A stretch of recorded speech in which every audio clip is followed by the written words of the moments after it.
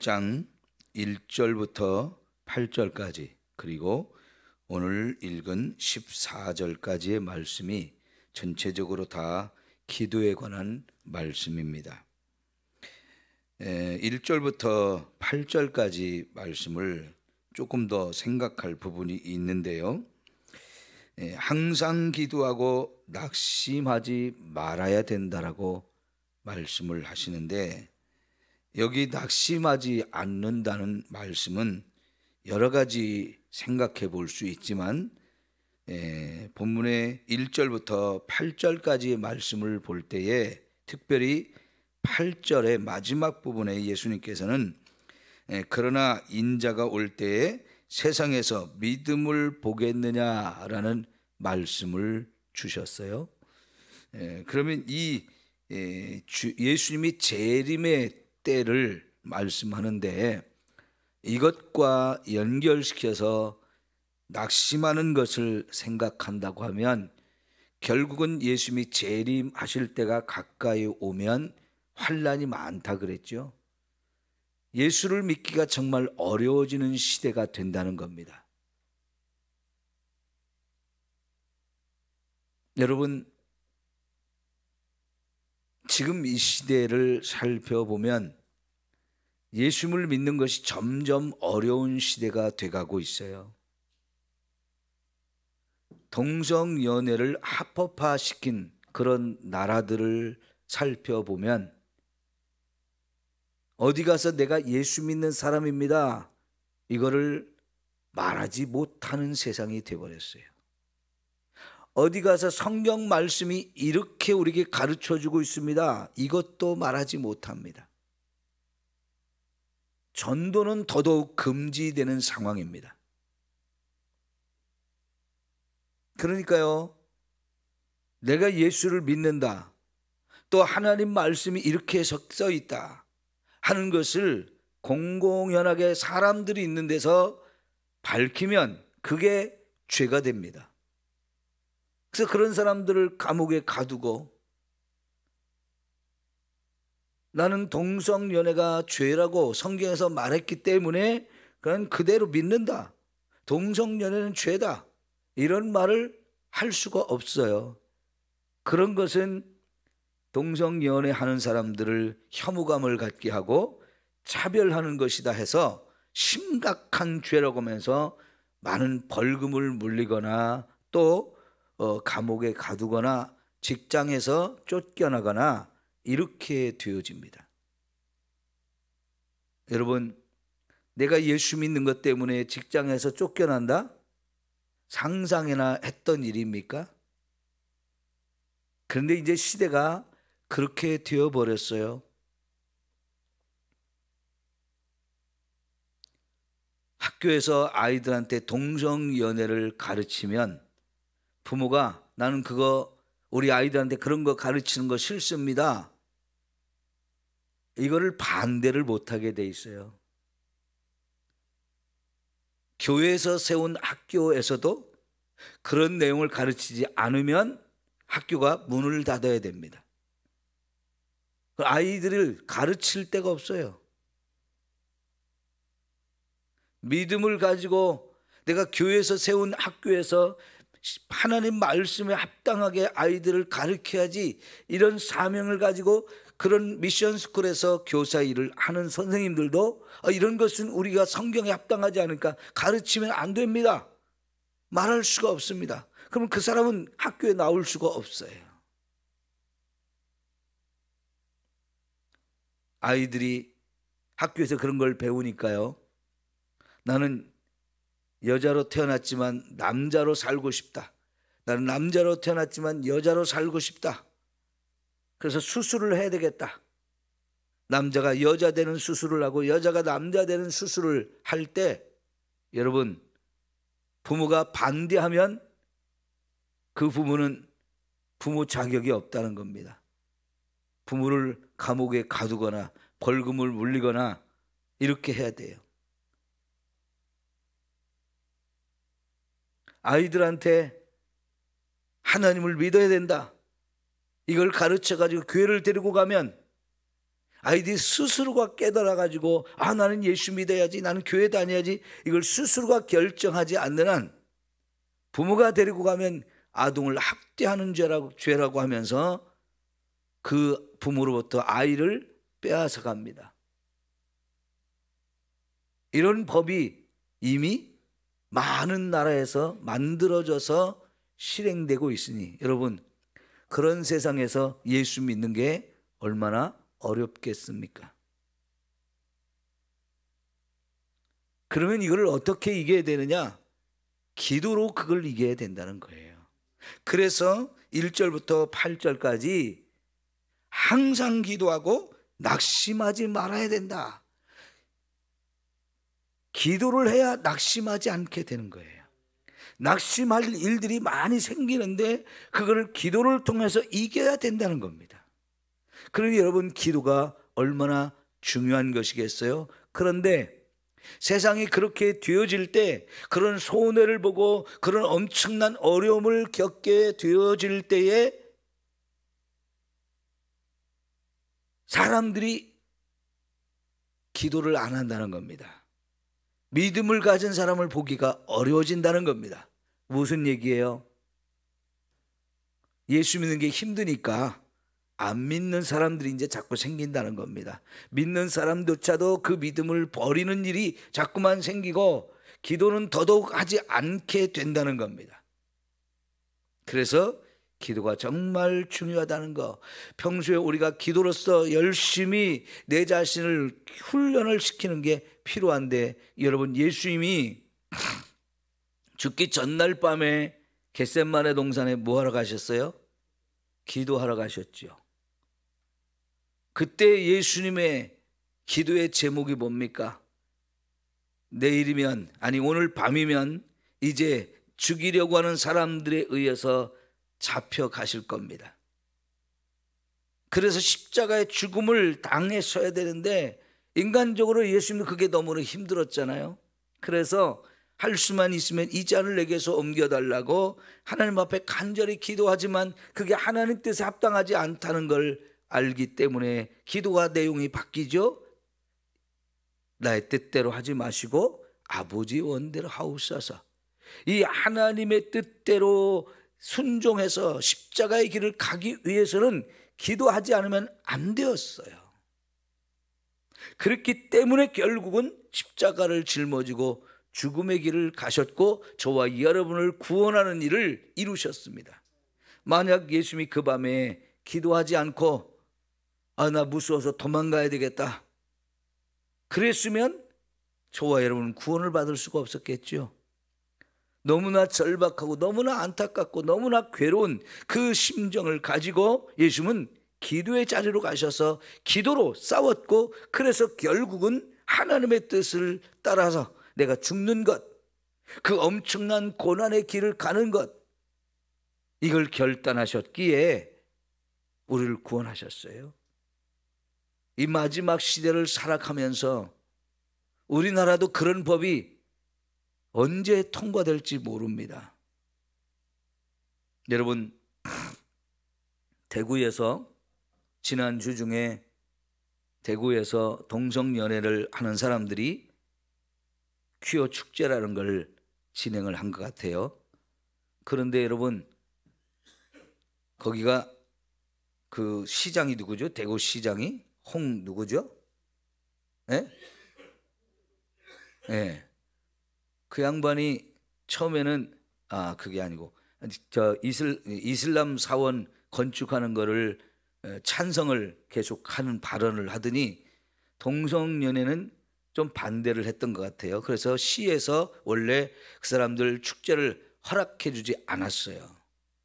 대구는 동성로라고 하는 것이 가장 대표적인 중심지라고 하는데 거기서 이 축제를 한다고 하니까 허락을 안 했는데, 허락을 안 해줬어도 이 사람들이 모여서 그런 축제를 하는데 경찰이 그걸 하지 못하도록 해야 될 거 아니에요? 그런데 경찰이 그걸 하도록 도와줬어요.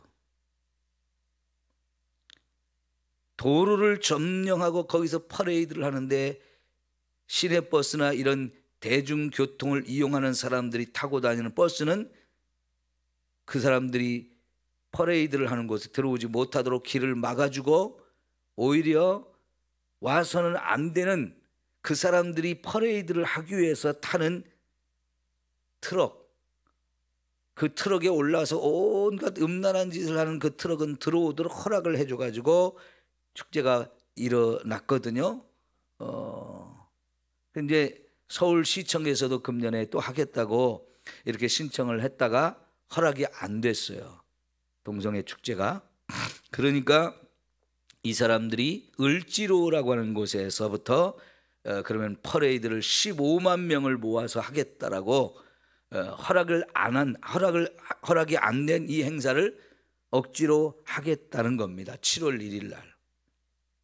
여러분, 그래서 기독교계에서 그러면 우리는 20만 명을 모아서 그거를 막자, 지금 이런 집회를 교계에서 준비하고 있거든요. 여러분, 아무리 반대를 해도요, 점점 그거를 찬성하는 숫자가 늘어납니다. 왜 그럴까요?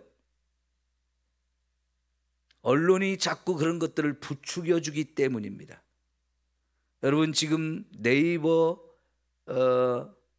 다음, 카카오톡 이런 회사들이 최근에 무슨 정책을 발표를 했냐면, 이런 네이버나 다음에 뉴스거리로 올라오는 뉴스 기사가 동성애를 반대하거나 이런 내용들은 다 올리지 않도록 자기들이 다 삭제를 시키고, 우리가 너무 많이 사용하는 카톡에 저와 여러분이 어떤 동성애가 범죄다, 그건 하지 말아야 된다, 반대하는 이런 내용을 올리면 바로 경고장이 날라옵니다. 그리고 그럼에도 불구하고 또 그런 내용을 올리면 저와 여러분이 카톡에 가입되어 있는 그것들을 다 삭제를 시켜버려요. 지금 그런 정책을 쓰고 있어요. 우리 예수 믿는 사람들이 그런 것을 반대하는 것을 아예 세상에 말도 못하게, 입도 뻥끗하지 못하도록 막아버리겠다는 거예요. 언론이 왜 이런 일을 할까요? 예? 언론이요, 그런 것들을 찬성하는 사람들이 언론을 다 장악하고 있기 때문이고요. 인권위원회라고 하는 곳이 있는데, 인권위원회가 그걸 가장 앞장서서 이끌고 가는 단체거든요. 국가단체인데 그래요. 그 권한이 어마어마해졌어요. 앞으로 차별금지법이 만들어지면 그 권한은 우리나라에서 어떤 기관보다도 더 센 기관이 되고 대통령보다도 더 큰 권한을 갖게 돼 있어요. 그런데 거기서 일하던 사람들이 방송위원회로 들어가서 거기를 장악하고 그 사람들이 그 짓을 해요. 이제는 예수 믿는 사람들 동성연애가 범죄라고 하는 얘기를 뻥끗도 못하게 만드는 세상으로 가고 있어요. 차별금지법이 안 만들어졌어도 그런 식으로 세상이 자꾸 변해가고 있어요. 여러분, 그러면 예수 믿는 저와 여러분을 지금은 그렇게 사이드에서 이렇게 우리를 옥죄해 오지만, 조금 더 지나면 구체적으로 저와 여러분들을 박해하는 이런 일들을 할 거란 얘기죠. 우리 한국 사람들은 사우나 같은 거 좋아하잖아요. 찜질방. 미국에 있는 한국 사람들이 사업을 이것저것 하는 가운데 미국에서 사우나를 만들고 찜질방을 만들었더니 미국에 있는 다양한 나라 사람, 다양한 민족들이 이거 너무 좋다고 하면서 와서 이용을 하거든요. 그런데 여러분, 사우나나 찜질방 같은 거는 남자가 들어가는 곳, 여자가 들어가는 게 엄격하게 구별이 돼 있잖아요.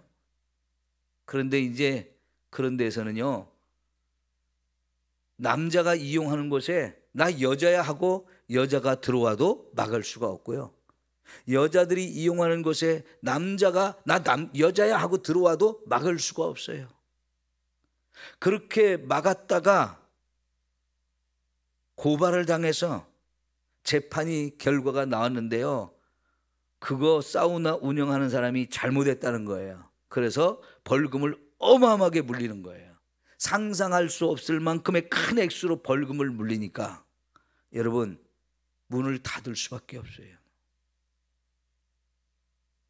최근에 그런 일이 미국에서 있었어요. 남자였던 사람이, 남자로 태어난 사람이 나는 이제부터 여자로 살 거야 하고 성전환 수술도 안 하고 그냥 나는 내 생각이 나는 여자로 살고 싶어, 이거 한마디만 하면 여자들이 이용하는 사우나에 벌거벗고 들어갈 수가 있어요. 그러면 그런 곳에서 여러분은 그런 남자와 그런 몸을 가진 사람과 함께 사우나를 이용할 수 있겠습니까?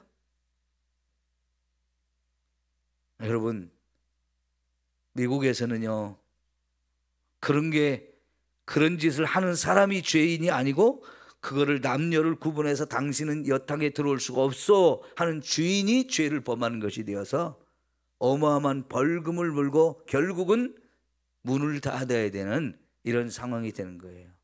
여러분, 그런 사람들은 좋아하고 오지만은 일반 그런 걸 원하지 않는 사람들은 그 사우나에 오겠어요? 안 오겠어요? 안 오지요. 손님이 뚝 끊어지는 거예요. 그러면 문을 닫을 수밖에 없는 거죠.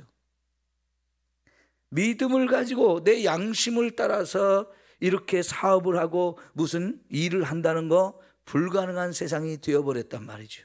경제적으로 엄청난 손해를 봐야 되는 상황들이 되는 거예요.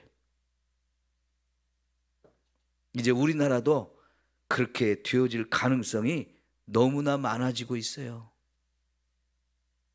말도 안 되는 법안들을 자꾸 만들어내거든요.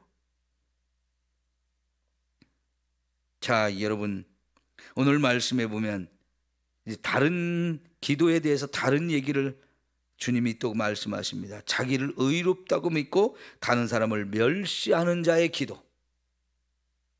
그래서 이런 기도를 하는 대표적인 사람이 바리새인이라는 거예요. 그래서 바리새인하고 세리하고 기도를 하러 성전으로 갔어요. 여러분, 바리새인은 기도할 때 어떻게 기도한다고 나와 있습니까? 11절을 보니까 바리새인은 서서 따로 기도하여 다른 사람들이 있는 곳에서부터 조금 스스로를 분리해서 따로 기도를 한다는 겁니다. 근데 그 기도하는 내용이 하나님이여 다른 사람들 곧 토색 불이 간음하는 자들과 같이 내가 그렇게 살지 않은 걸 감사합니다. 특별히 저 세리와 같지 않은 걸 나는 감사합니다 하면서 기도를 했다는 거예요. 이런 기도 내용이 뭐겠습니까? 나 의롭게 살았습니다. 간음죄도 안 지었고 불의한 일도 하지 않았고 남의 것을 빼앗아 착취하는 토색하는 일도 하지 않았습니다. 그리고 나는 일주일에 2번씩 금식을 하고 소득의 11조를 드립니다. 이런 기도를 했다는 거예요.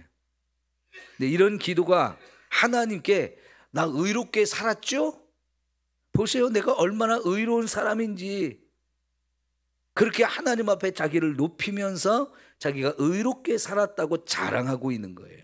그리고 주변에 있는 사람들이 내가 기도하는 걸 다 들을 수 있도록 큰 소리로 기도를 하는 거죠. 사람들한테도 나를 봐라, 내가 얼마나 의롭게 살았는지 이걸 기도하면서 떠벌리고 자랑을 하는 거예요. 사람들에게 인정을 받고 싶어가지고. 혹시 여러분 기도할 때 이렇게 기도하는 사람이 있나요? 오히려 우리는 뭘 기도해야 돼요? 내가 죄를 지은 걸 자꾸 하나님께 고백드리면서 하나님, 제가 이런 죄도 범했습니다. 간음했습니다. 도둑질했습니다. 남의 것을 욕심을 부리고 빼앗았습니다. 불의한 짓을 하며 살았습니다. 이러면서 우리가 회개를 해야 될 거 아니에요? 근데 이 사람한테는 회개라는 게 없어요. 왜 회개가 없는 겁니까? 어제 저녁에 우리가 배운 말씀에 회개는 어디서부터 시작한다고 그랬죠? 내가 죄를 범했다는, 죄를 지었다는 걸 깨닫는 거기서부터 회개가 시작되는 거라고 그랬죠? 근데 이런 사람은 나는 죄 진 게 없어. 여러분, 우리가요 가만히 보면 나 죄 진 게 없어 이렇게 말하는 사람 누구겠어요? 예수를 안 믿는 사람 아니면 교회 다닌 지 오래된 사람들이에요. 예수를 안 믿는 사람들은 자기들이 죄인이라는 걸 전혀 인정하지 않습니다.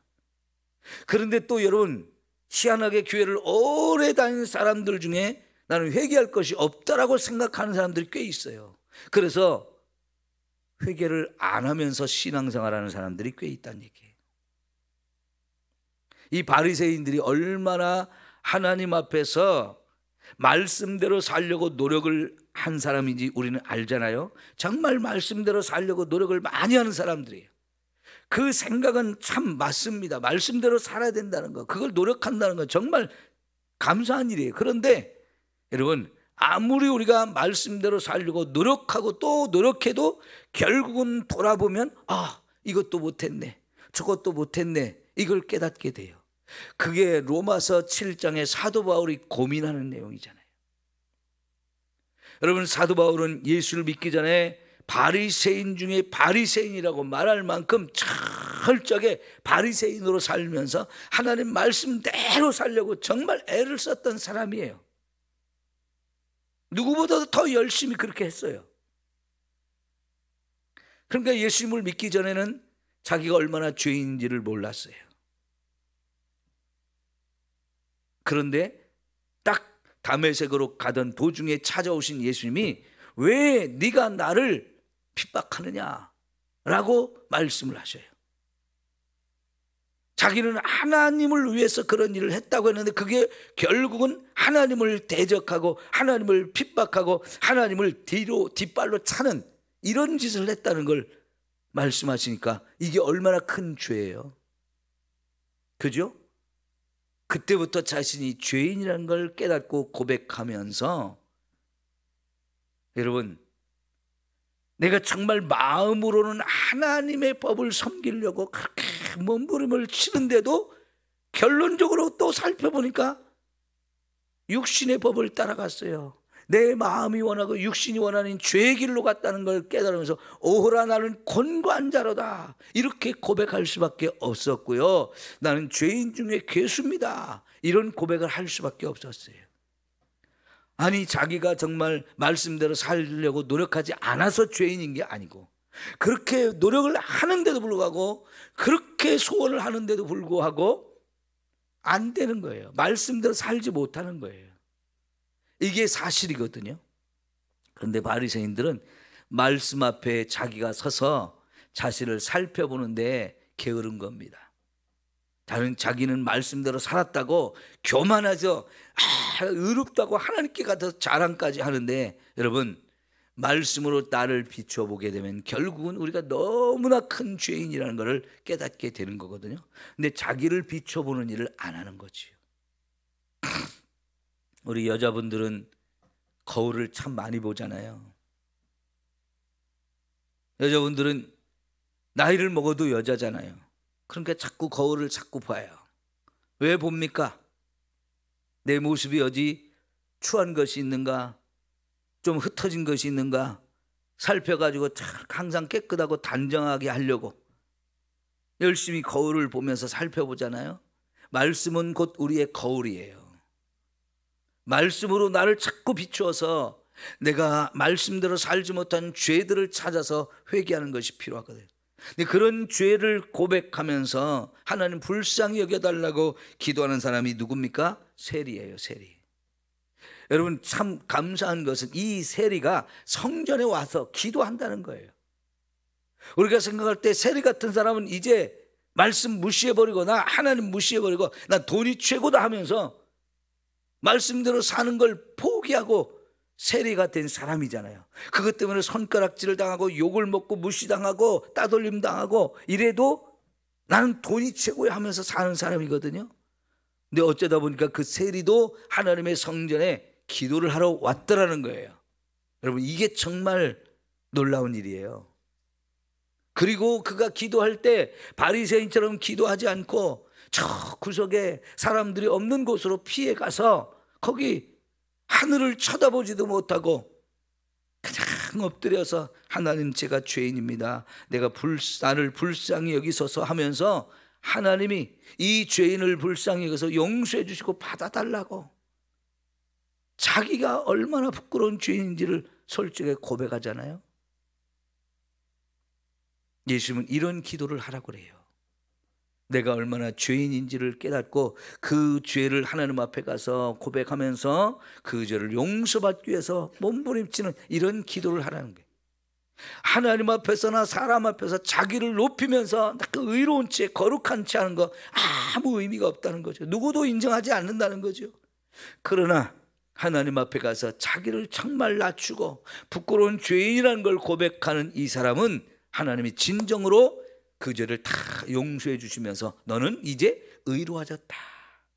네가 비록 죄를 지으며 살았지만 네 죄를 스스로 고백하면서 용서받기를 원하는 그 기도, 그래서 내가 그 기도를 들었고 너의 모든 죄를 다 씻어서 너는 이제 더 이상 죄인이 아니고 의인이다, 이렇게 인정해 주신다는 거죠. 여러분, 하나님으로부터 이렇게 의롭다 인정받는 거, 이게 너무너무 중요한 일이고 반드시 그렇게 돼야 돼요. 그래야 천국에 들어갈 수 있는 사람이 되는 거죠. 그래서 회개 기도가 우리에게 절실하게 필요한 겁니다. 회개할 죄가 없다는 사람, 이거 지극히 교만한 사람이고요, 믿음 생활을 제대로 하는 사람이 아닙니다. 엉터리입니다. 여러분, 날마다 우리는 우리 스스로를 살펴보면서 철저하게 이렇게 회개하면서 살아야 할 줄 믿습니다. 기도합니다.